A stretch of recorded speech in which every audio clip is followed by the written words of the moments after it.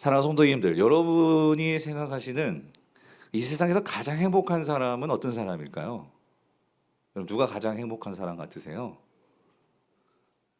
뭐 세상적인 기준으로 볼 때 돈이 많고 또 좋은 집, 좋은 차 가지고 살면 행복할까요?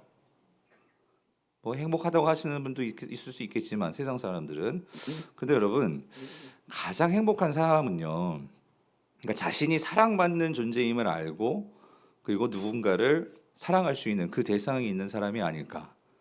저는 그렇게 생각을 해보았습니다.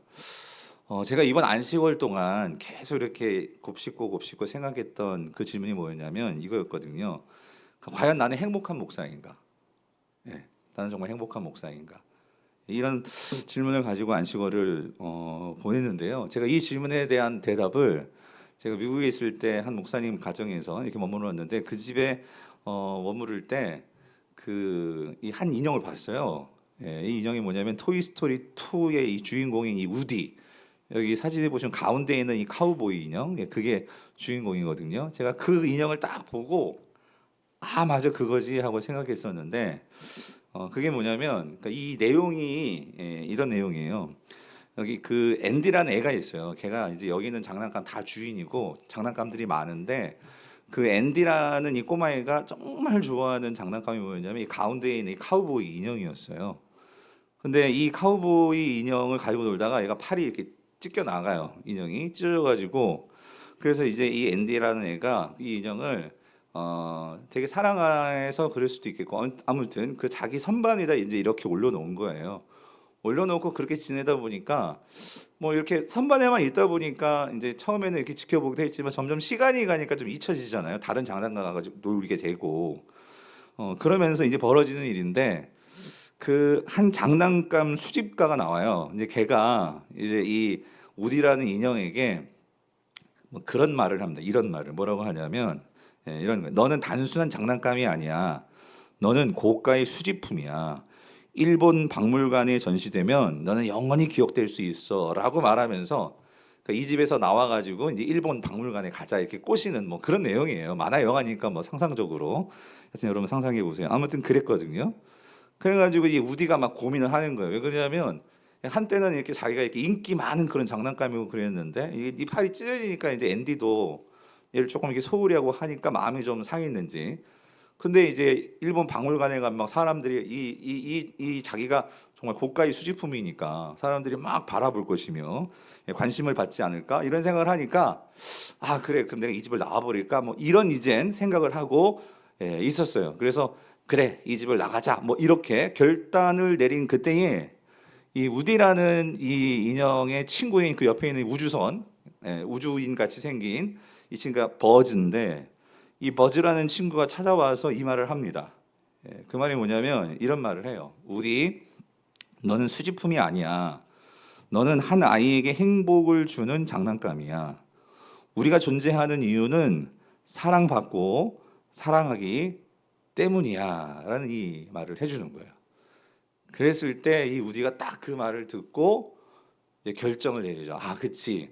내가 존재했던 것은 이 앤디에게 기쁨을 주고 또 사랑을 받고 이게 있었기 때문에 내가 존재한 건데 내가 왜 그런 생각을 했을까 하고 이제 떠나지 않고 그 집에 남는 그 이야기가 이 토이스토리 2예요. 제가 예전에 이제 청소년 생각할 때 이 영화를 봤거든요. 만화 영화를 친구들하고. 근데 그때가 생각나가지고 제가 이 영화를 다시 이번에 보았었는데 제가 왜 이야기를 해드리냐면 이번에 이제 안식월을 보내면서요, 뭐 미국 교회, 한국 교회 많은 교회들을 방문했어요. 그러면서 이 또 목사님들하고 뭐 큰 교회 목사님, 작은 교회 목사님 얘기를 나누면서 목사님들께도 그런 질문을 했었죠. 목사님 행복하세요? 이런 질문. 예. 왜냐면 저 되게 행복해지고 싶었거든요. 그래서 어떤 목사님들이 행복한 목사님일까? 그런 질문들을 가지고. 그런데 제가 이제 목사님들과 대화를 나누면서 그리고 이 만화 영화에서 그 버지가 한 이야기를 생각하면서 그 답을 찾았어요. 뭐냐면 이렇더라고요. 여러분 사실 교회가 건물이 막 크고 좋고 막 성도가 몇천 명 막 모이고 하면 그런 목사님들은 과연 행복할까? 아니면 교회가 조그맣고 성도도 얼마 안 되고 이렇게 교회도 건물도 그렇게 크지 않고 그런 곳에서 평생 목회하시는 목사님들은 그럼 행복하지 않을까? 근데 제가 이제 만났던 목사님들이 그 다양한 목사님들을 봤거든요. 그런데 그 다양한 목사님들 중에서 정말 행복해하는 그 어떤 표정, 행복해하는 어떤 그런 느낌을 받았던 목사님은요, 이 목사님이더라고요. 어떤 목사님들이었냐면 그러니까 자신의 교회 성도들에게 사랑을 받고 그리고 정말 그 받은 사랑을 나눠줄 수 있는 성도들이 있는 교회의 목사님. 그 목사님은요, 교회가 크고 작고를 떠나서 행복한 목회를 하고 계시더라고요. 제가 거기서 깨달았어요. 그럼 나는 과연 행복한 목사일까? 그런데 생각해 보니까 저 정말 행복한 목사더라고요. 저는 미국에 있을 때 토요일 날 이게 여러분들 예배 드리는 걸 저도 이렇게 드리거든요. 그런데 항상 장로님들이 강단에서 저를 위해서 기도해 주시고 또 집사님 권사님들 또 수요예배 때도 그렇고 또 금요 성령 예배도 그렇고 그렇게 기도를 해 주시고 그러니까 저를 이렇게 기다려 주시는 성도들이 있다는 거. 그리고 알게 모르게 들리는 이 소식이 목사님 보고 싶어 하고 뭐 이런 얘기를 들을 때 그래도 나를 이렇게 사랑하고 기억해 주는 성도님들이 계시구나 하는 그런 얘기를 듣고 생각을 할 때 너무나 저는 행복한 목사구나 생각이 들고 이번에 정말 제가 감격하고 감사했던 게 뭐냐면요 이거였어요. 제가 안식월이 끝나고 제가 이 돌아갈 교회가 있다는 거. 여러분 주일에요 안식월 때 여러 교회들 이렇게 다니잖아요. 그럼 주일에 꼭 이런 거 오늘 어느 교회 가야 되나 이런 거 있잖아요. 근데 그런 고민 없이 내가 갈 수 있는 교회가 있다. 그리고 가면 나를 이렇게 반겨주고 인사해주고 알아봐주고 하는 교회가 있다. 여러분 이게 얼마나 행복인 줄 아십니까? 그런데 제가 그렇더라고요. 어제 밤에요. 제가 일부 때는 아마 되게 떨었거든요. 그래서 설교도 막 버벅거리고 꼭 무슨 뭐 새로 시집 오는 것 같아. 그래가지고 얼마나 긴장이 되고 왜냐하면 설레가지고 그랬는데 지난 목요일이었어요. 제가 지난주는 이렇게 알게 모르게 교육자들 몰래 교회 와서 이제 복귀 준비를 하고 그러고 있었거든요. 그래서 목요일 날도 이제 저녁 때 와가지고 이제 설교 준비를 이렇게 하고 있었어요. 그게 밤까지 있었었는데 그 한 성도님이 이제 교회 앞을 이렇게 지나가신 것 같아. 지나가시면서 저한테 카톡을 보내주셨어요. 카톡을 보내주셨는데 내용이 이래요. 드디어 교육관 2층에 불이 켜졌네요. 그래서 벌써부터 주일이 기대되네요. 이 카톡 내용이었는데 막 기대하신다고 하니까 막 이상하게 어제는 설교 준비가 힘들더라고요. 왜냐면 막 잘해야 될 것 같으니까 막 긴장도 되고 그랬는데 사랑하는 성도님들 진심입니다. 여러분들이 정말로 계셔서 제가 존재하는 목사로서 그렇게 생각할 때 저는 너무나 행복한 목사이고 그래서 참 행복한 목사로서 오늘 이 강단에 서게 해주신 하나님께도 감사를 드립니다. 이런 마음으로 제가 안식월을 보내면서 이 첫 강단에서 무슨 설교를 해야 되나 그랬는데 지난 5월에 여러분들 그 매일 성경 본문 가운데 빌립보서가 있었어요. 그렇죠? 그래서 빌립보서를 제가 묵상하는 가운데 제가 너무나 큰 은혜를 받은 거예요. 왜 그러냐면 뭐 여느 때도 빌립보서를 참 좋아하고 했지만 그 빌립보서의 상황이 지금 저와 우리 강북우리교회 상황과 너무 비슷한 점이 있더라고요. 왜 그러냐면 여러분 잘 아시지만 이 빌립보서는요, 이 바울이 지금 어디에 있어요? 빌립보에 있어요? 빌립보 교회를 목회를 한 게 아니라 떠나 있었죠. 어디가 있었어요? 로마에 있는 거예요, 로마. 근데 로마 감옥에 있잖아요. 로마 감옥에 있고 그리고 그가 정말로 사랑하는 성도들은 빌립보에 있는 그런 상황. 근데 사도 바울은 지금 감옥에 있고 사실 언제 죽을지 몰라요. 언제 사형수의 신분이기 때문에 언제 부름 받을지 몰라요. 그런 상황 속에 있으면서 정말 이 두고원이 빌립보 교회가 잘 되기를 원하는데 그래서 이게 떨어져 있는 그러한 이 목사와 성도들 간의 그러한 관계 속에서 이 빌립보서가 쓰여지는데 그런 심정으로 이렇게 빌립보서를 보니까 비슷한 거예요. 여러분들과 떨어져 있는 나와 그리고 또 여러분들이 그 떨어져 있는 한국에서 이렇게 또 이 부족한 목사를 놓고 생각하신 이런 면들이 참 비슷하다라는 거죠. 자, 그래서 그렇게 이 상황이 저에게도 이렇게 전이가 되면서 그러니까 빌립보서를 더 바울의 심정과 빌립보 교회 성도들의 마음이 이렇게 헤아려지면서 빌립보서를 읽는데 자, 근데 성도님들 이 바울이요 지금 감옥에 갇혀 있고 사형수란 말이에요. 그러면 여느 사람 같으면 참 두려울 것 같아요. 왜냐하면 지금 언제 죽을지 모르잖아요. 그리고 감옥에 있으니까 얼마나 답답합니까? 힘들고 어려운 상황인데 근데 이상한 것은 바울은 지금 자신의 그런 형편과 상황에 대해서는 불안해하지 않아요. 그리고 자신의 그런 처지에 대해서도 연민을 느끼거나 뭐 하나님께 원망을 하거나 뭐 이런 거 없어요. 어려워하지 않아요. 그런데 바울이 힘들어하는 점이 있었어요. 예, 그게 뭐냐면 빌립보 교회로부터 들려오는 빌립보 교회 성도들에 대한 소식이었어요. 어떤 소식이 들려왔냐면 두 가지 소식이었는데, 첫 번째는 이 빌립보 교회 성도들이요, 지금 외부적인 어떤 그러한 위협으로부터 지금 많이 고통스러워하고 있다는 거예요. 두려움을 가지고 있다는 거예요. 그래서 이 외부적인 위협이 뭘까? 뭐 우리가 첫 번째로 생각할 수 있는 것은 당시 초대교회는 박해라는 위협이 있었잖아요. 그런 박해의 위협. 또 한 가지는 우리 빌립보서를 보면 알 수 있지만 어떤 이단의 공격들, 이런 것들이 이 빌립보 교회를 휩쓸고 있는 거예요. 그러니까 성도들이 막 불안한 거죠. 어려운 거죠. 그런 상황들. 그리고 또 한 가지는 이 내부적인 요인인데, 이 내부적인 요인은 뭐냐면, 그러니까 그런 어려움이 있으면서 성도들이요, 너무나 마음이 힘드니까 좀 강팍해진 것 같아. 그러면서 성도들이 하나 되지가 못해. 자꾸만 자기 중심적으로 생각하면서 서로 불평하고 서로 불화하고, 그러니까 이 교회가 지금 그런 부분이 어려운 거예요. 그런 소식들이 바울에게 들려온 거예요. 그랬을 때 바울은 너무나 가슴이 아팠죠. 왜 그러냐면 사실 바울은요, 개척한 교회들이 많았어요. 그런데 그 많이 개척한 교회들이 있지만 특별히 바울의 마음속에 새기고 항상 하나님께 감사하며 기도하며 나아갔던 교회는 어느 교회? 이 빌립보 교회였거든요. 왜 그러냐면 빌립보 교회는 바울이 힘들 때마다 바울을 위해서 뭐 후원금도 보내주고, 그리고 그 성도들이 끊임없이 기도로 후원해줬던 교회가 어디냐면 이게 빌립보 교회였거든요. 그러니까 이 바울에게는 남다른 거예요. 그 교회가 지금 어려움을 겪고 있다는 소식을 들으니까 너무나 마음이 아픈 거죠. 너무나 힘든 거죠. 그래서 이제 이 빌립보서를 쓴 거예요. 근데 저도 이렇게 안식월을 보내면서요, 참 저에게 마음이 참 어렵고 힘들게 하는 그런 게 있어요. 그게 뭐냐면 딴 게 아니라 저에게도 들려오는 소식이 있는데, 우리에게 자꾸 아프신 분이 많이 생기는 거예요. 지금 여기 얼굴이 보이는데 갑작스럽게 이렇게 병이 발병이 되고, 또 어떤 자녀의 문제로 좀 갈등이 있어서 힘들고, 또 교회 안에서도 이런저런 문제로 좀 마음이 좀 상심을 갖고, 그러니까 그런 소식이 들리니까 안식월이지만 그런 소식이 들렸는데 어떻게 마음이 힘든 거죠. 그래서 제가 어떻게 뭐 찾아갈 수도 없고 찾아올 수도 없고 그런 상황 속에서 그때 이 빌립보서를 묵상하면서 하나님께 기도를 했던 거예요.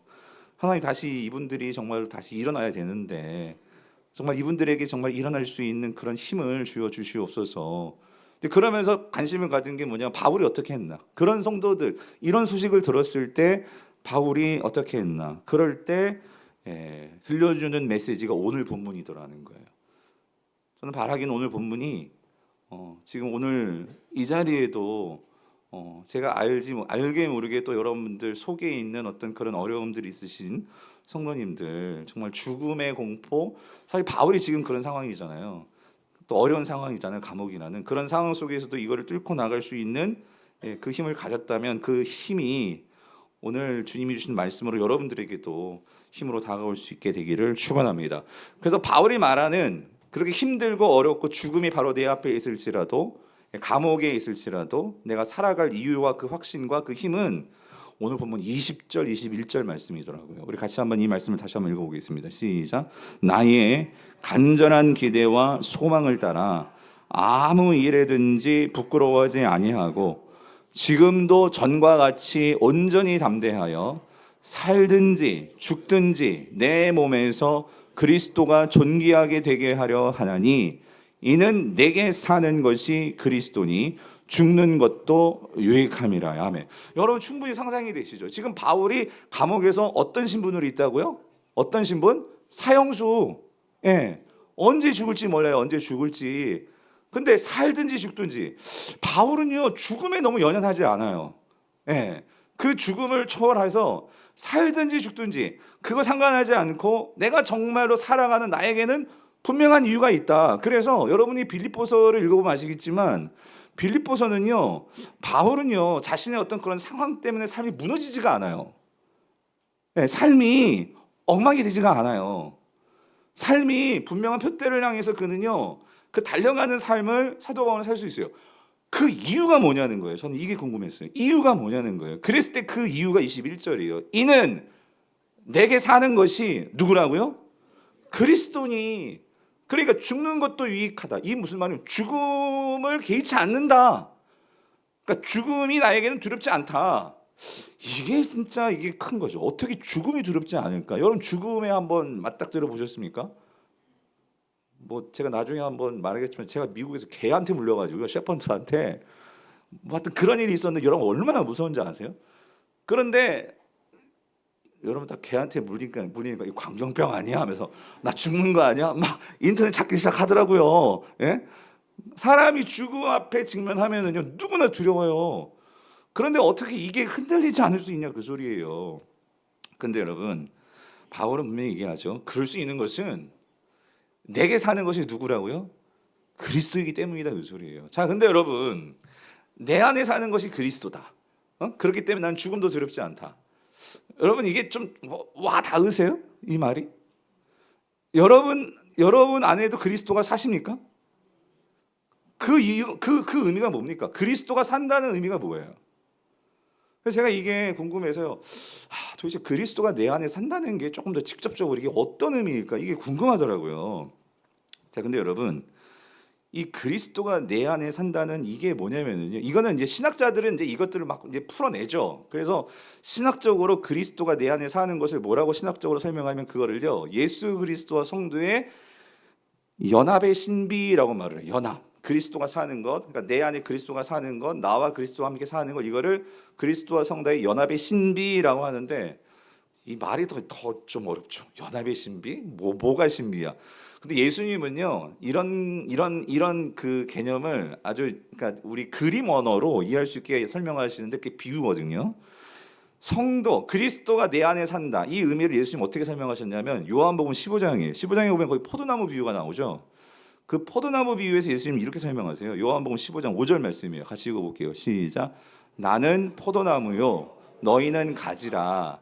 그가 내 안에 내가 그 안에 거하면 사람이 열매를 많이 맺나니 나를 떠나서는 너희가 아무것도 할 수 없음이라요. 그러니까 여러분 포도나무 생각해 보세요. 포도나무에 가지가 이제 붙어 있잖아요. 근데 붙어 있어야 이 가지에는 나중에 뭐가 이제 생기죠? 열매가 생긴단 말이에요. 그러니까 가지는 포도나무에 어떻게 되어 있어야 돼요? 그러니까 붙어 있어야 돼요. 붙어 있어요. 딱 달라붙어 있어야 돼. 그렇죠? 그래서 이거는 어떤 관계를 말하는 거겠죠. 예. 그러니까 그리스도가 내 안에 산다. 이거를 이제 요한복음에서는 그가 내 안에 내가 그 안에 이렇게 설명하고 있는 게 상호 연합이라고 하는데, 자, 이 상호 연합이 뭐냐는 거예요. 상호 연합이 뭐냐? 그리스도가 내 안에 사는 게 뭐냐? 그거는 예수님이 이렇게 설명하세요. 네가 나한테 딱 달라붙어 있는 거야. 그러니까 떨어져서 죽고 살지 못하는 거야. 그러니까 떨어져서는 살지 못하는 거야. 이런 관계. 여러분 한번 생각해 보세요. 여러분이 지금까지 살면서요, 누군가와 떨어지고 싶지 않고 항상 있고 싶고, 예, 항상 같이 하고 싶고, 예, 어떤 감정이 있을 때 이러한 이 행동이 나오던가요? 뭐 할 때요? 그 사람은 뭐 할 때예요? 사랑할 때죠. 그죠? 사랑할 때. 그러니까 여러분 이거예요. 오늘 예수님 말씀하시고 그리고 바울이 말하는 그리스도가 내 안에 산다는 거는요, 그냥 예수님이 이게 있다, 예수를 믿는다, 그게 아니라 그 정도가 아니라 바울은 지금 그리스도가 내 안에 산다는 거는 지금 바울과 예수님의 관계는 어떤 관계? 서로 뭐 하는 관계? 그러니까 죽지 못해. 그러니까 떨어져서는 정말 살지 못하는 그러한 사랑하는 관계가 뭐예요? 그리스도가 내 안에 산다 이거예요. 성도님들 아마 연애를 해보고 결혼하신 분들 뭐 이제 결혼하고 시간이 오래되면 그래도 정이란 게 있지만 여러분들 다 누군가 다 이렇게 뜨거운 사랑을 해본 적 있으시잖아요. 근데 신기한 게 뭐냐면 누군가를 사랑하면은요 뭐가 일어나요? 변화가 일어난다 그 소리예요. 공감하십니까? 그러니까 내가 누군가를 진짜 사랑하면은요 내가 싫어도 이 사람에게 맞춰주고요. 내가 정말로 이 사람을 사랑하면은요 내 행동을 이 사람에게 맞춰서 이 사람이 좋아하는 걸 하게 돼요. 그러면서 어떻게 내가 변화되는 경우가 있더라는 거죠. 맞나요? 이게 사랑이더라 그 소리예요. 그래서 예수님께서 말씀하신 거예요. 여기 그가 내 안에 내가 그 안에 거하면 사람이 열매를 많이 맺는다. 그러니까 열매를 많이 맺는다는 건 뭐냐면 사랑하면 뭐가 생겨요? 변화가 일어난다 그 소리예요. 사랑하면 우리 삶이 달라진다 그 소리예요. 바울이 예수님을 사랑하니까 뭐가 달라졌냐면 죽음을 바라보는 관점이 달라진 거예요. 여러분 예수 믿어도 죽어요. 예. 예수 믿어도 우리가 고통 당하고요, 고난 당하고요, 어려움 당해요. 어제도 참 이번 주 우리 병철 형제가 일부 때도 말씀드렸지만 참 이 교회에서 정말 잘 자란 하여튼 유소년부, 청소년부 거쳐가지고 청년부 너무나 잘 자란 병철 집사지만 저에게 병철이 너무나 어렸을 때 봤기 때문에 그래가지고 여러분 그 정말 결혼해가지고 정말 하나님께서 귀하게 아들을 주시는데 화요일 날 이제 제왕절개에서 화연자매 낳거든요 아들. 그래서 들어가기 전에 기도해주고 그래서 아기 나오면 꼭 연락해줘라 나한테 그랬는데 연락이 안 와. 9시에 들어갔는데 그래가지고 참 맨 처음에 제 생각하기에 너무 좋으니까 까먹었나 그래서 처음에 좀 섭섭해하겠지 나한테 전화 좀 해달라니까 전화도 안 해주대 어쨌든 그랬는데 알고 보니까 애가 숨을 못 쉬어가지고 그 사이에 병철이가 그래가지고 그 아기를 이제 햇빛병원에서 낳았는데 고대 안암으로 옮기고 신생아 중환자실에 들어가고 막 그런 일이 있었던 거예요. 그러니 그 얘기를 들으니까 마음이 또 어려워지잖아요. 저도 여러분 생각해보세요. 애를 낳았는데 그 아기가 정말 건강하게 태어나서 엄마 품에 있고 얼마나 사람들이 축복해주고 축하해주고 축하받을 일입니까? 근데 아기가 지금 숨을 안 쉬어가지고 그러고 있다니. 근데 저도 이제 한결이가 미국에서요 죽을 똥 살 똥 그래서 걔가 살아난 애였거든요. 저도 그때가 생각나면서 얼마나 그때가 힘들었는지 몰라. 하지만 결국은 하나님께서 우리 한계들 살려주셨지만 그 병철에게 그런 말을 해줬던 거예요. 뭐냐면 왜 이 가정에 이런 일을 주셨을까? 그것은 오늘 우리가 정말 이 어려운 상황 속에서도 하나님께서 그래서 어제 전화를 했는데 그 얘기 하더라고요. 목사님 괜찮아질 것 같아요. 괜찮아요. 그래? 많이 좋아지고 있고요. 또 성도님들이 많이 기도하고 있기 때문에 괜찮을 거다. 그 얘기 해주더라고. 참 마음이 고맙더라고. 그래서 제가 그런 얘기 했어요. 병철 형제 어렵지만 이런 과정들이 나중에는 정말 이 가정을 향한 하나님께서 특별하게 사랑하심 속에서 정말 이 귀한 아들을 주신 것도 하나님이시고 그 하나님을 바라보게 하는 그런 기회가 될 거야. 나도 기도하고 우리 성도님도 기도하고 잘 될 거니까 걱정하지 말자고 그렇게 얘기를 했는데 사랑하는 성도님들 오늘 사도 바울이요 정말 이러한 죽음의 바로 그 그림자 앞에서도 두려워하지 않을 수 있는 그 이유가 뭐냐면 하나님이 나를 사랑하고 있다. 주님이 나를 사랑하고 있다는 이 확신이 있으니까 흔들리지 않더라는 거예요. 그래서 성도님들 오늘 이 1장 21절이요 다시 보시면은요 이는 내게 사는 것이 그리스도다라는 이 바울의 선포는요 곧 이거예요. 내 안에 정말 나를 사랑하시는 그 주님이 계시기 때문에 사도 바울은요 예수님이 나를 정말 사랑하신다는 것을 분명히 확신하고 아는 자였어요. 왜 그러냐면 여러분 잘 아시죠? 그 사도 바울은 예수 믿는 자들을 핍박하고 예수 믿는 자들을 그렇게 못 죽여서 안달이었던 그런 자였어요. 그런데 그 주님이 어떻게 하셨어요? 그런 나를 버리지 아니하시고 나를 사랑해서 나를 부르셔서 그 주님을 위한 하나님의 사도로 나를 쓰시는 걸 생각할 때 나는 뭐예요? 그런 사랑받은 자야 라는 이 확신이 있으니까요 그 사랑을 가지고 이 사도 바울이 나의 삶을 다시 보니까요 어떤 확신이 있습니까? 그렇게 나를 사랑했던 주님은요 어떤 주님이세요? 나를 사랑하사 십자가에서 죽으시고 그렇게 끝난 주님이 아니라 그 죽음을 이기시고 어떻게 하셨어요? 다시 뭐 하셨어요? 살아나신 부활의 주님이더라는 거예요. 그리고 부활하신 주님이 오늘 성경에서 예수님을 믿는 자들에게 그런 질문하셨잖아요. 나는 부활이고 생명이니 나를 믿는 자는 어떻게 돼요? 죽어도 살겠고 살아서 믿는 자는 어떻게 해요? 영원히 죽지 않을 건데 너 그거 믿니? 라고 마르다에게 말했는데 이 바울은요 그 살아계신 그 주님을 정말 믿고 바라볼 때에 바울은 뭐예요? 믿음이 있었던 거예요. 내가 사랑하는 주님은 그 죽음을 이기신 주님이란 말이에요. 그리고 그 주님은 우리에게 생명을 주시겠다고 약속하셨단 말이에요. 그 약속을 믿을 때 그래서 바울이 뭐라고 얘기하는 거예요? 나는 죽는 것도 뭐하다고요? 유익함이라. 여러분 이게 그냥 이렇게 던지는 말이 아니잖아요. 이 나를 사랑하시는 주님에 대한 확신이 있으니까 그 사랑의 뿌리를 내리니까 지금 내가 감옥에 있고 사형수지만 그게 나를 건들지 못하더라는 거예요. 그래서 사랑하는 성도님들 바울이 이런 얘기를 합니다. 빌립보서 3장 10절에서 12절이에요. 이것도 같이 한번 읽어볼게요. 같이 읽어보겠습니다. 시작.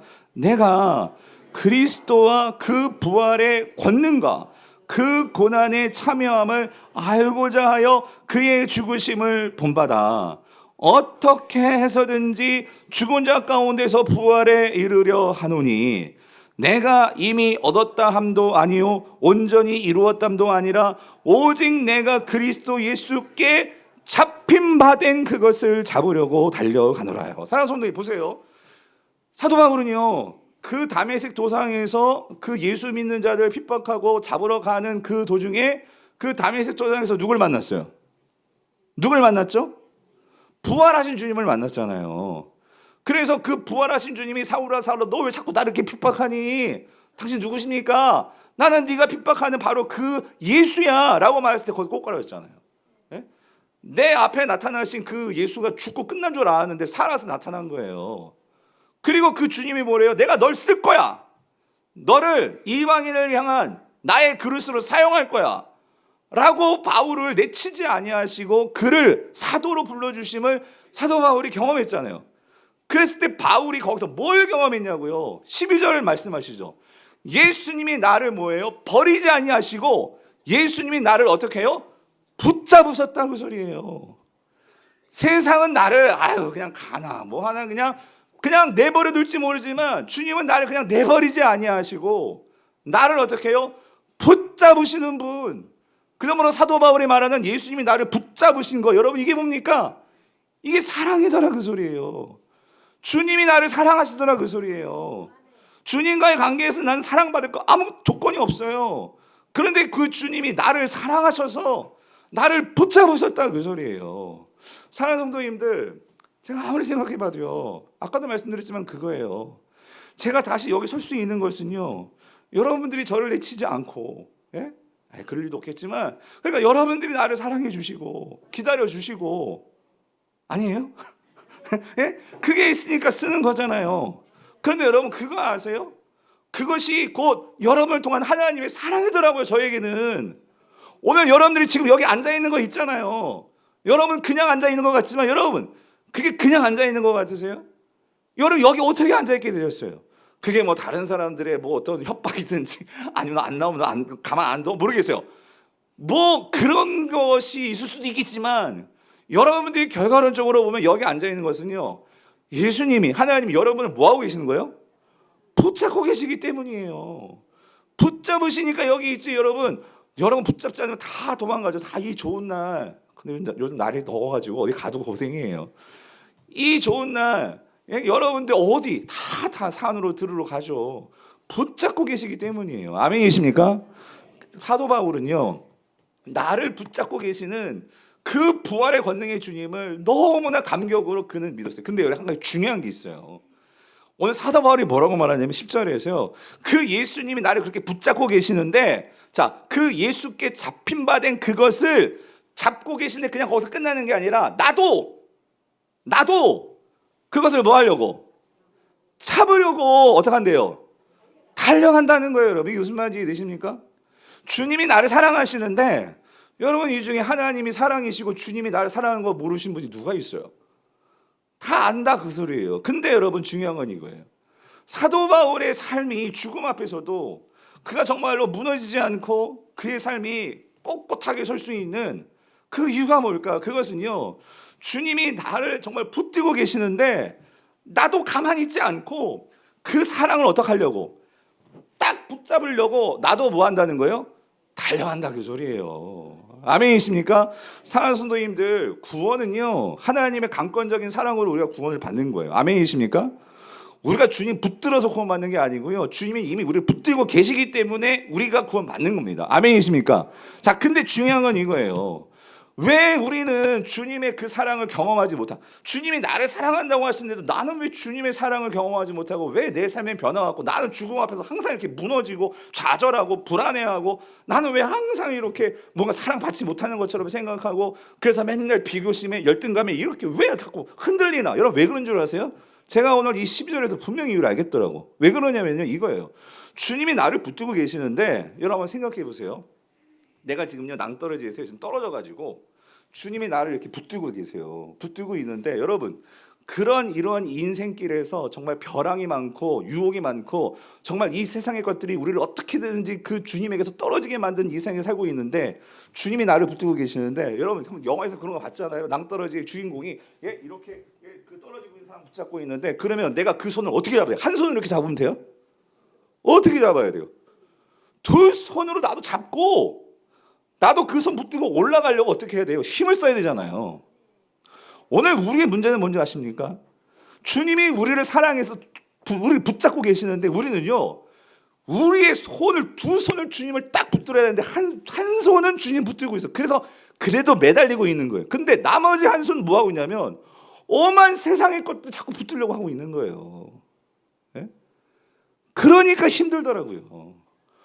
목회도 제가 말씀드렸잖아요. 행복한 목사는요, 그거더라고요. 저도 솔직히 인간이기 때문에 여러분 목회를 하다 보면 부러운 거예요. 다른 교회 보면 부러운 것도 있고, 여러분도 그렇지 않아요? 살다 보면 여러분들도 부러운 거 생기고 그럴 수 있잖아요. 그러면 우리가 손을 우리가 알거든요. 아까 말씀드렸잖아요. 나를 사랑하는 성도들이 있고, 예? 날 위해 기도해주는 성도들이 있고, 예? 내가 사랑할 성도들이 있고, 그거를 바라보면 흔들리지 않을 수 있는데, 우리가 다른 것들 바라보면서 그 손을 자꾸 이렇게 펼치려고 하다 보면 어떻게 내가 흔들리는 거예요. 예? 나를 사랑하는 남편이 있고, 나를 사랑하는 아내가 있고, 자녀들이 있는데 여기요 저기요 괜히 딴 손 자꾸 펼치다 보면 어떻게 해요? 그러니까 가정이 흔들리더라, 그 소리예요. 예? 정치도 그렇고 모든 부분에서. 그런 면에서 사랑하는 성도님들, 바울은요 이거예요. 내가 오직 예수 그리스도께서 나를 잡고 계시는데 나도 그것을 잡으려고 뭐 한다고요? 달려가노라. 그러니까 여러분 10절 다시 한번 보세요. 여러분 이 중에 우리가 부활절, 4월 달에 부활절 다 보냈잖아요. 예수님이 부활하신 거 모르는 성도가 누가 있습니까? 그런데 문제는 사도 바울이 그렇게 얘기해요. 예수님이 부활하셨는데 오늘 10절 그 부활의 권능과 그 예수님의 그 고난에 참여한, 무슨 말이죠? 예수님은 십자가에서 죽으셨는데 뭐 하셨어요? 살아나셨어요. 3일 만에 살아나셨어요. 우리가요 매주 사도신경 외워요. 장사한 지 사흘 만에 죽은 자 가운데서 어떻게 해요? 다시 살아나시사. 우리가 항상 암송해요. 그런데 바울은 뭐라는 거예요? 근데 그 권능과 고난에 난 뭐 하고 싶어? 참여하고 싶은 거예요. 그 참여하고 싶기 때문에 지금 사도 바울은 지금 내가 내일 죽을지도 몰라. 죽음이 지금 코앞에 있어. 그런데 그 죽음 앞에서 당당할 수 있는 것은 내 마음이 죽음 속으로 들어간 게 아니라 그 부활의 권능의 주님, 십자가를 이기시고 그 죽음을 이기신 그 주님, 그 주님께 두고 그 주님께 참여하고자 그 죽으심을 본받아 어떻게 해서든지, 어떻게 해서든지 나도 그 죽은 자 가운데서 부활에 이르려고 달려가려고 했으니, 여러분 이런 삶이 쉽게 그런 죽음의 어떤 어려움 앞에서 무너지겠냐고요. 그렇기 때문에 20절이 나오는 거예요. 20절 보세요. 그렇기 때문에 내가 이런 간절한 기대와 소망이 있기 때문에 뭐예요? 나는 아무 일에든지 뭐 하지 않는다? 부끄러워하지 않는다. 여기서 부끄러워한다는 것은요 이런 거예요. 내 삶을 포기해버린다. 내 삶을 어려움 앞에서 그냥 무너뜨린다. 나는 그러지 아니하고, 자 지금도 어떻게 전과가, 전에는 어땠어요? 전에 감옥에 있지 않았어요. 전에는요 자유롭게 주님 복음 전했어요. 근데 지금은 어때? 지금 감옥에 갇혔어. 예? 병에 갇혔어. 물질의 문제에 갇혔어. 자녀의 문제에 갇혔어. 목회가 잘 안 돼. 갇혔어. 자꾸 관계가 엉망진창이야. 갇혔어. 그런데 그런 거에 대해서 부끄러워하지 아니하고 전과 같이 온전히 어떻게 해요? 담대하여. 왜? 나를 사랑하시는 주님이 계시잖아요. 그 사랑하시는 주님이 죽음을 이기시고 부활하신 주님이잖아요. 그 주님이 너는 나한테만 딱 달라붙어 있으면 돼. 내가 너 안에, 너가 내 안에. 그럼 열매를 맺을 거야. 주님이 약속하셨잖아요. 그거를 믿고 담대하여서 내가 살든지 죽든지. 내 삶의 이유는 뭐예요? 내 몸에서 어떻게 해요? 그리스도가 어떻게 해요? 존귀하게 되는 거다. 여기서 여러분 내 몸에서 그리스도가 존귀하게 된다라는 이 말의 의미가 뭘까요? 그거는요 이거예요. 내 안에 그리스도의 사랑이 있잖아요. 그러니까 내 몸을 통해서 이제는 그 주님의 사랑을 내가 감격하잖아요. 알잖아요. 그래서 나의 삶을 통해서 그 그리스도의 사랑이 드러나게 되기를 원한다, 그 소리예요. 나를 통해서 너희 빌립보 교회 성도들 지금 힘들지? 나를 보고, 나 감옥에 있지만 나 그게 나에게 있어서 어떤 문제가 되지 않아. 그러니까 너희들이 지금 힘들고 외적으로나 내적으로나 힘들지, 그것 때문에 아우 신앙생활 못하겠어, 힘들어 죽, 그게 아니라 너의 안에 있는 그리스도의 사랑을 다시 회복하고 그 사랑으로 너도 삶의 이유가 그 너를 통해서 그 그리스도의 사랑이 흘러나올 수 있도록 그렇게 살아봐. 바울이 지금 그걸 얘기하고 있는 거예요. 그래서 여러분, 예수님이요, 여러분을 사랑한다는 것을 여러분 어떻게 느끼세요? 내 안에서 예수님이 계셔서 나를 사랑하시고 나는 사랑받는 존재고, 여러분 그걸 어떻게 경험하세요? 여러 가지 있을 수 있을 거예요. 근데 사도 바울이요 19절에서 이렇게 얘기를 해요. 19절 같이 한번 읽어볼게요. 시작. 이것이 너희의 간구와 예수 그리스도의 성령의 도우심으로 나를 구원에 이르게 할 줄 아는 거래요. 지금 제가 한 절 한 절 이렇게 띄워서 얘기하고 있지만, 지금 이것이라는 건요, 지금 사도 바울이 감옥에 갇혀 있는 거거든요. 지금 감옥에 갇혀 있고 어려움이 있잖아요. 예. 그런데 그런 상황 속에서 여러분 20절에 보면, 거기 20절에는 나의 간절한 기대와 소망이 있었잖아요. 바울에게 있어서 그의 간절한 기대와 소망은 뭐냐면요, 이 19절하고 연결돼서 읽으면 그건 구원입니다. 구원. 근데 여러분, 바울은 구원을 이미 받은 사람이에요, 안 받은 사람이에요? 구원 받은 사람이죠. 근데 여러분 19절 잘 보세요. 19절에 보면 이렇게 표현해요. 나를 구원에 어떻게 해요? 이르게 할 줄 아는 거로. 이 말은 지금 내가 구원 받았다는 소리, 안 받았다는 소리예요. 그래서 여러분이 구원을 잘 이해하셔야 돼요. 무슨 말이냐면, 성경을 볼 때 구원은요 3가지 시제로 나오거든요. 무슨 시제냐면, 무슨 말이냐면, 내가 이미 예수 그리스도를 믿음으로 나는 하나님의 자녀가 되었어요. 아멘이십니까? 그럼 구원 받은 거예요. 이건 과거적인 시제로서의 구원을 말하는데, 빌립보서에서 바울이 말하는 구원은요, 단지 내가 그러니까 예수 믿고 천국 가는 정도의 그 구원, 지금 결정론적인 어떤 구원에 초점을 맞추는 게 아니라, 지금 바울은요 뭘 얘기하냐면, 그가 그토록 정말 간절히 바라는 거는요, 그의 삶 속에서 그가 바라는 진짜 구원은 뭐냐면 미래적인 구원이에요. 무슨 말이냐면, 정말 그 다메섹 도상에서 환상 가운데 봤던 그 주님을요, 이제는 환상이 아니라 실제로 내가 주님 앞에 서서 그 주님을 정말로 실제로 보고, 그림자같이 보는 게 아니라, 고린도전서 13장에 나와요, 실제로 보고 그 주님을 만지기도 하고 정말 그 주님과 함께하는 그 완성된 구원을 사도 바울은 바라고 있는 거예요. 이해되십니까? 그게 지금 19절에서 말하는 나를 구원에 이르게 하는 줄로 바울은 믿는다, 그 소리거든요. 그랬을 때 이 나를 구원에 이르게 할 줄 아는 거로 해서 이 구원은, 그러니까 미래적인 구원, 이걸 신학적으로는 종말론적인 구원, 다른 말로 말하면 완성된 구원, 이렇게 말할 수 있는 거예요. 그런데 여기서 중요한 게 있어요. 바울이 지금 이것이 너희 간구와 예수 그리스도 성령의 뭐로? 도우심이라고 했잖아요. 그러니까 사도 바울이 이 땅을 살아가면서 이것이는 뭐라고요? 이것이는 감옥, 다시 말하면 우리에게 적용한다면 삶에서 우리가 당하는 어떤 어려움, 갇힘, 깨짐, 망함, 부도, 이런 것이 있을 수 있어요.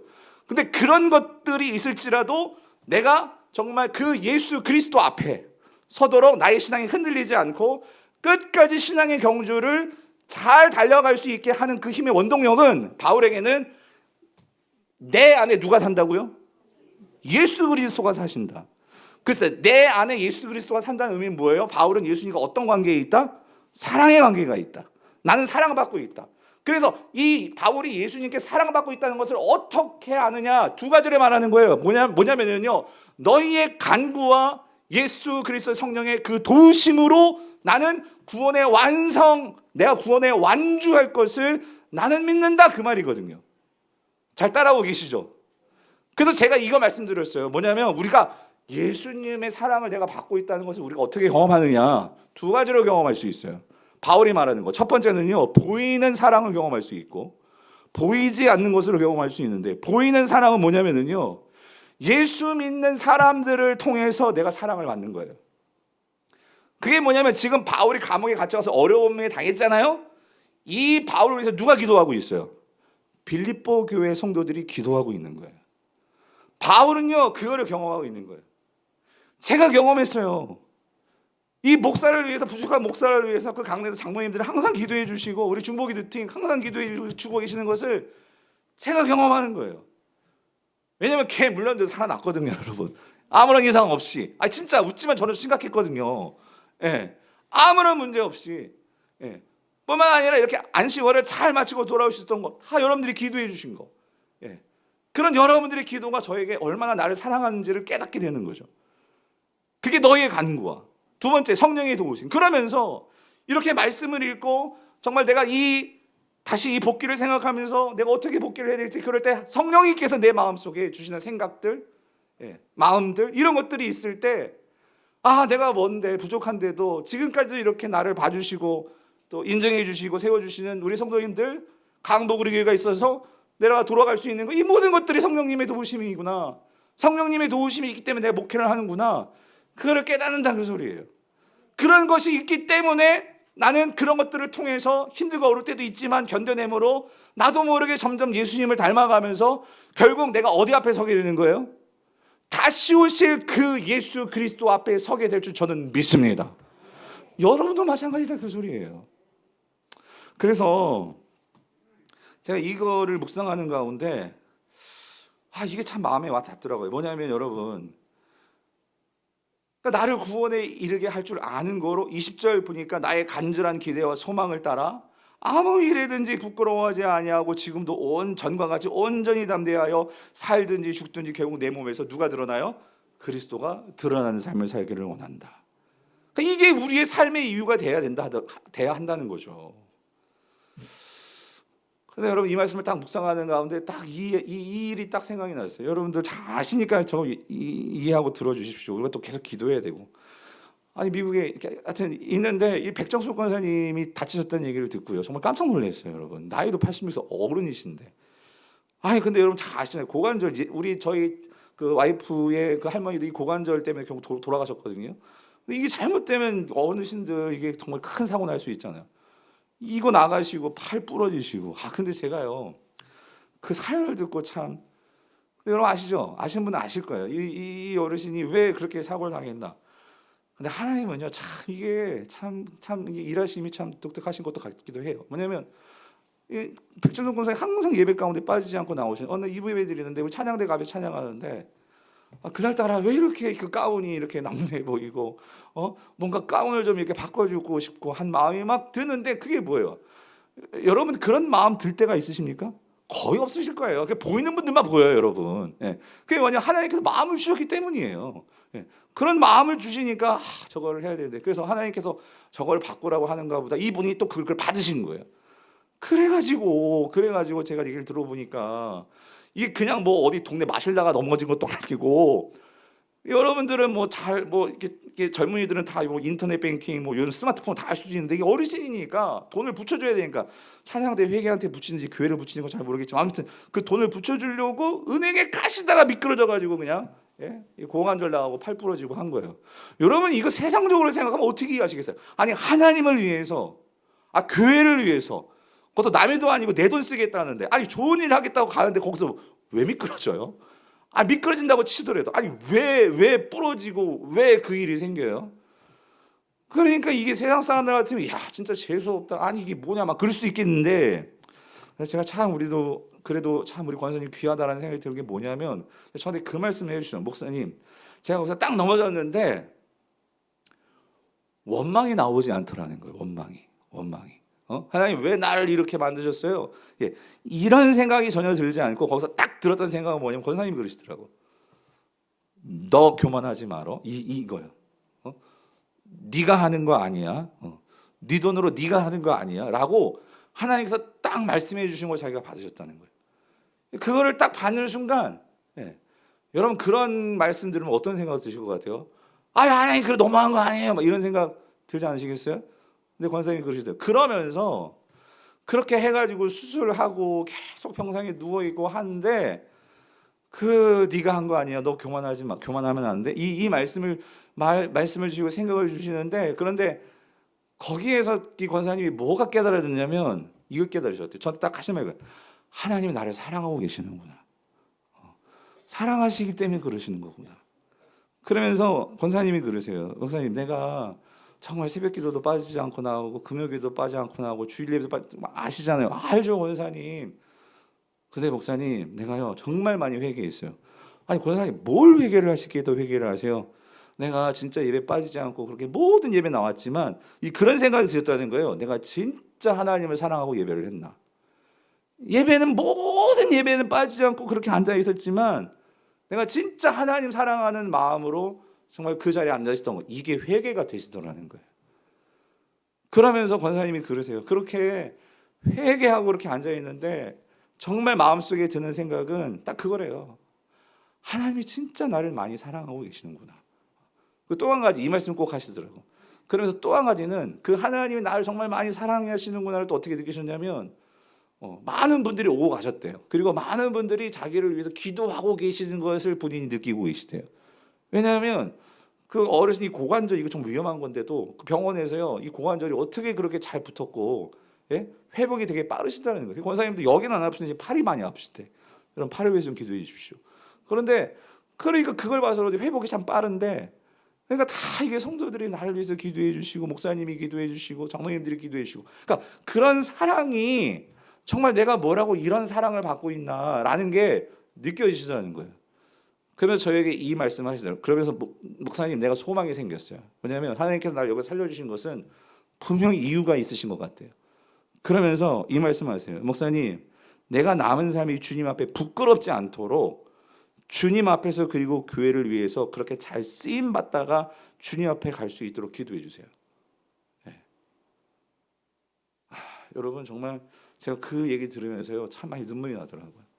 참 그래도 우리 강북우리가 지금까지 이렇게 하나님께서 이 교회를 지킬 수 있는 것은 이런 권사님, 장로님 정말로 주님을 위해서 그렇게 쓰임 받고, 내가 지금 누워버렸어요, 부러졌어요, 세상 사람들은 이게 뭐냐고 원망할 수 있는데 그런 상황 속에서 하나님이 나를 사랑하고 계시는구나, 그거를 알고 그 자신의 몸을 통해서, 연약한 몸을 통해서도 그 하나님의 영광을, 하나님을 드러내고자 하는 이런 성도님들이 계시기 때문에 그런 교회를 섬길 수 있는 목사는 정말 행복한 목사구나, 제가 그런 마음을 갖게 되더라고요. 바울도 동일했던 것 같아요. 정말 바울도, 오늘 마지막으로 한 가지만 더 말씀을 드리면, 바울은요, 그가 감옥에 있으면서 이런 빌립보 교회 성도들이 자신을 위해서 그렇게 기도해 주시고, 때마다 그렇게 후원해 주고, 때마다 그렇게 자기를 위해서 마음 써주는 그런 성도가 있다는 사실을 깨달으니까 사도 바울이 뭐라고 말하는 줄 아십니까? 우리 24절부터 26절을 같이 한번 읽어볼게요. 같이 읽겠습니다. 시작. 내가 육신으로 있는 것이 너희를 위하여 더 유익하리라. 내가 살 것과 너희 믿음의 진보와 기쁨을 위하여 너희 무리와 함께 거할 이것을 확실히 아노니, 내가 다시 너희와 같이 있으므로 그리스도 예수 안에서 너희 사랑이 나로 말미암아 풍성하게 되려 함이라. 여러분, 이게 무슨 말이냐면, 거기 앞에 24절, 앞에 23절과 22절을 보면은요, 사도 바울이, 그러니까 나는요, 죽음도 두렵지 않아. 나는 지금 당장 죽으면 난 누구 앞에 서는 거예요? 누구하고 함께 있는 거예요? 예수님과 함께 있는 거예요. 그러니까 사도 바울은요, 어떤 면에서는요, 죽음이 두렵지 않은 사람이기 때문에 지금 죽는 게 오히려 그에게는 더 좋대요. 그런 말을 해요. 그런데 자기는요, 하나님께 그렇게 구하지 않겠대요. 왜 그러냐면, 내가 지금 당장 죽어서 하나님께 가는 것도 나에겐 너무 좋지만, 그거는 어떤 면에서는요, 이 빌립보 교회 성도를 위해서는요, 그거는 아니더라는 거죠. 뭐냐면 사도 바울은 그렇게 얘기를 해요. 내가 육신으로 남아 있어서 내가 너희들에게, 나를 통해서 더 그리스도의 사랑이 너희들 속에 흘러가게 해주고 싶다라는 거예요. 그래서 26절에 말하는 거, 내가 너희와 같이 있으므로, 내가 지금 죽지 않고, 나는 지금 죽는 게 오히려 더 나을 수 있어. 근데 나는 죽지 않고 내가 감옥에서 이렇게 불안한 그런 시간들을 보내고 있을 수 있지만, 그게 나에겐 전혀 문제가 안 되는 것을 너희들에게 보여줌으로 그게 도전이 되어서 너희도 그런 나를 보고 용기를 얻어서 너희가 누구를 자랑한대요? 그리스도 예수 안에서 너희 뭐가? 자랑이. 여기서 이 자랑이 뭘까요? 내가 돈 많이 벌어가지고 내가 성공한 거요? 내가 예수 믿고 무슨 좋은 직장에 취업한 거요? 내가 뭐 이 일이 잘 되고 그런 자랑이요? 그게 아니라 오늘 바울을 통해서 내 안에 있는 그 그리스도의 사랑이 그들에게 흘러가서, 비록 내가 지금 사고 당했어요, 지금 내가 암병에 걸렸어요, 지금 내가 사업에 망했어요, 지금 내가 어려워요, 그런데도 그리스도가 나를 사랑해 주심을 나는 믿기 때문에 그렇게 힘들지만 나는 그리스도 때문에 살 수 있어요, 일어날 수 있어요, 나에게는 그리스도가 나의 자랑이에요. 그렇게 자랑이 나로 말미암아 너희들 안에 풍성하게 되게 하는 것, 이게 나의 삶의 이유라는 거예요. 사랑하는 성도님들, 제가 안식월을 마치면서요, 하나님께 주신 말씀이 바로 이 26절 말씀이었어요. 내가 왜 존재해야 되냐? 그래도 박예환 목사가 왜 강북의료에 다시 돌아가서 있어야 하나? 저의 소망은 그거라는 거예요. 내가 너희와 같이 있으므로, 예. 비록 부족하고 연약한 목사지만 여러분들 중에 힘들고 어려운 성도님들 그런 상황 속에서도 오늘 이 강단에서 끊임없이 그리스도가 선포됨으로, 우리의 사랑이신 주님이 선포됨으로, 그 예수 그리스도로 인해서 여러분 안에서도 예수가 나의 자랑이에요 라고 말할 수 있는 그런 성도들이 오늘 이 예배를 통해서, 그리고 순모임을 통해서, 여러분들이 정말 함께 기도하는 그런 모임들을 통해서 그 예수 그리스도의 자랑이 풍성한 교회가 되는 것, 그렇게 하도록 하나님은 저를 보내신 줄 믿습니다. 예. 그게 제가 목회하는 이유이고, 앞으로 목회 후반 이 교회를 통해서 안식월 이후로 여러분들과 꿈꾸는 것, 그리스도의 자랑이 많아지는 교회, 여러분 그것이 우리 교회 될 수 있기를 간절히 바랍니다. 제가 안식월을 마무리하면서요, 지난 금요일이에요. 예, 저 영적 스승이신 분당우리 그 이찬수 목사님을 찾아뵈었어요. 사실 만나 뵈었던 사진인데, 예, 목사님도 많이 늙으셨죠 이제. 예, 근데 제가 사실 이번에 이 안식월을 가게 된 것도 사실 여러분 제가 내년에 가야 돼요. 내년이 두 번째, 이제 제 14년째 되는 두 번째 해인데, 작년에 5월에 목사님을 뵙고 여런저런 목회 여러 가지 일들을 나누면서, 근데 목사님이 딱 듣더니만 그 말씀을 하시는 거예요. 박영호 목사, 너 지금 빨리 안식월을 가야 될 것 같아. 왜 그러냐면 제가 모르겠어요. 뭐 그동안 목사님이다 보니까 여러 가지 막 이야기를 했겠죠. 그랬더니 저를 이렇게 듣더니만 너 많이 지쳐 있는 것 같아. 너 지금 생각이 안 될 것 같아. 빨리 안식월을 갔다 와라. 그래서 적어도 교회 3개월 말씀드려가지고, 3개월은 꼭 받아내가지고 꼭 갔다 와라. 그런데 여러분 2달만 보내주셨어요. 그런데 여러분 어쨌든 2달 갔다 왔는데, 그래서 목사님께 잘 다녀왔어요 인사드리고 보고해드리려고 갔어요. 그랬는데 목사님 그러시는 거예요. 그래, 그래도 강북이 널 정말 많이 사랑하는 것 같다. 안식월도 보내주고 그래서 참 나도 기쁘다. 근데 그러면서 목사님이요 그러시는 거예요. 내가 그 안식월 갔다 왔으니까 그 강북 우리 교회에 직접 갈 수는 없으니까 내 이름 팔고 이 말을 꼭 성도들에게 전해줘라. 그러시는데 무슨 말씀을 주셨냐면, 박예환 목사도 꼭 새겨 듣고 성도님들도 듣고, 무슨 말씀을 이렇게 주셨냐면 이 말씀을 하시는 거예요. 뭐라고 말씀하시냐면, 안식월은 그러니까 목사에게 주는 포상 휴가가 절대로 아니라는 것을 전해라는 거예요. 포상 휴가. 그러니까 목사의 입장에서는 내가 지금까지 이렇게 수고했으니까 당연히 교회에서는 이렇게 좀 쉴 수 있게 해줘야 되는 거 아닙니까? 이 포상 휴가. 그리고 성도들의 입장에서는 또 이렇게 생각할 수 있다는 거죠.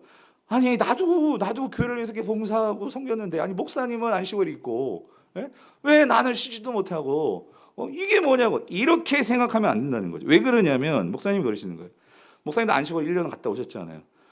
안식월이라는 것은, 이것은 전적으로 교회를 위해서, 그리고 성도들을 위해서 꼭 필요한 시간이라는 거예요. 왜 그러냐면 안식월이 주어져야 목사는 그 시간을 통해서 교회를 다시 돌아보고, 그리고 향후 7년을 어떻게 달려갈 것인지에 대한 그 마음을 추스리고 그런 계획들을 세우고, 그것이 안식월이라는 거예요. 안식월. 그리고 또 한 가지 있어요. 안식월을 가질 때 교회가 성숙해질 수 있다는 거예요. 무슨 말이냐면 교육자들도 담임 목사 의존하지 않고, 교육자들도 성장할 뿐만 아니라, 그리고 봉사자들도 이 안식월 기간 동안 이 교회를 더 잘 섬기려고 하는 그러한 마음으로 교회가 새롭게 도약할 수 있는 기회가 안식월이라는 거예요. 제가 이 말을 듣고 맞아요 목사님, 그런 생각이 들었던 게 요번에요. 아마 교육자들이 많이 힘들긴 했지만 저는 많이 성장했을 거라고 저는 믿습니다. 그리고 또 한 가지는, 사실 제가 이 주일 강단 여름에는 우리 부교육자들을 꼭 한 번씩 꼭 세워주고 싶은 마음이 있지만 그게 안 돼서 보통 이게 금요 성령 집회 세우는데, 왜 그랬냐면 교육자가 이제 내려오면 그 부서에 설교할 사람이 없잖아요. 그런데 요번에 장로님들이 좋은 의견을 내주셔가지고 부목사님들도 좀 성장할 수 있는 기회를 줘야 합니다. 그래서 이번에 다른 강사를 부르지 않고 우리 부목사님들이 설교하셨잖아요. 그러면서 우리 장로님들이 그 부서에 가서 설교하고, 여러분 아세요? 아시는 분은 아실 거예요. 그렇게 주일학교에 가서 설교하면서 장로님도 그 부서가 어떠한지도 알고, 그러니까 결국 이런 일들을 통해서 교회가 새롭게 생각들이 전환이 되고 새로워질 수 있는 기간이 이 안식월이라는 거죠. 그게 안식월이라는 거예요. 이거를 꼭 목사님, 그러니까 꼭 성도들에게 말씀을 드려라. 영적으로 목사도 준비하고 이런 시간이지만 교회도 새롭게 도약할 수 있는 그런 시간이다 라는 거를 꼭 내 이름 넣어서 전해라. 그래서 오늘 전했는데요, 사랑하는 성도님이 정말 그렇더라고요. 정말 떨어져 있다 보니까 여러분 떨어져 있는 분들은 아실 거예요. 내가 있는 그것이 얼마나 훌륭한 곳인지를 알게 되는 거예요. 예. 그리고 떨어져 있다 보니까 더 많이 생각나고요. 그러니까 복귀를 기대하게 되더라는 거예요. 여러분 혹시 기대하고 오시지 않았나요, 여러분? 그 담임 목사가 온다고? 이 동네는 아닌 것 같아. 이쪽에서만 생각 나오는데. 예.